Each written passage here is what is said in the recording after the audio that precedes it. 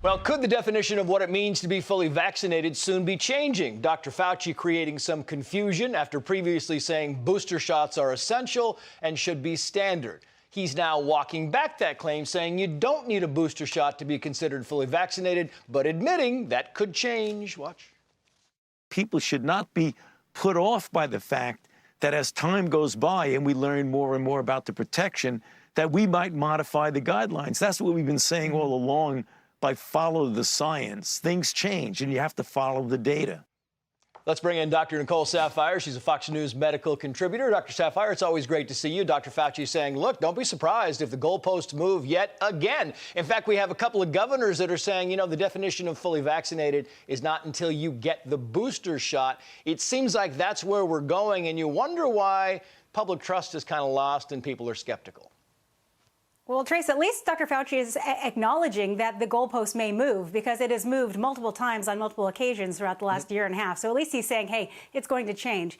But here's the thing. I think we need to stop looking at in terms of fully vaccinated and non-vaccinated as opposed to should we be looking at into fully immune versus non-immune.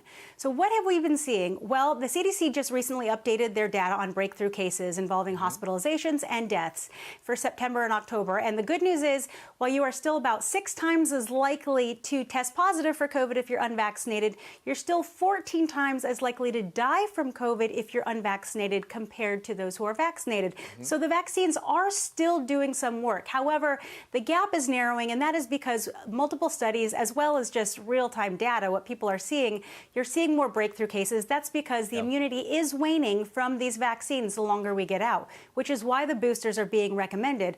But here's the question, Trace. What about all the people who were fully vaccinated and then got a breakthrough infection? Should that be considered fully immune or fully vaccinated? We know the natural immunity from that breakthrough infection likely boosted their immunity. So do they also need to get a booster? It can't be so one size fits all here. It needs to be, let's be looking at immunity, and with that involves natural immunity. You know what I get asked a lot, Dr. Saphier, is people saying, why is it Florida has no mask mandates, no vax mandates, and they're doing really well with COVID, right? I mean, the media won't tell you that, but they are. And you have some of these blue states that have vax mandates and have mask mandates that are not doing very well. Vermont, Minnesota, Colorado. What's going on here? Well, really, it's more seasonal. It's not necessarily the mandate or non-mandate. What we saw in the Sun Belt area a few months ago was a really hard Delta wave, lots of hospitalizations, lots of deaths.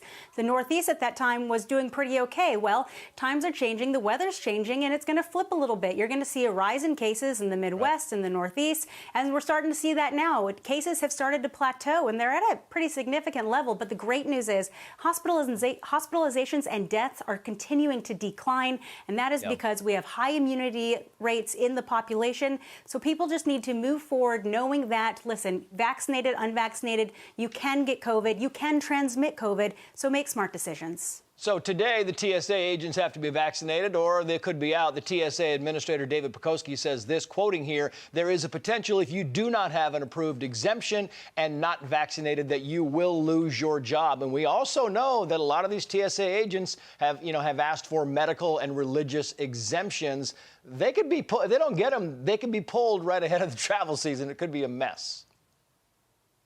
It's going to be a huge mess, and these mandates make no sense if they don't account for natural immunity. Yeah, that's a very good point. Dr. Saphier, happy Thanksgiving to you and yours, and we very much appreciate you coming on. Absolutely.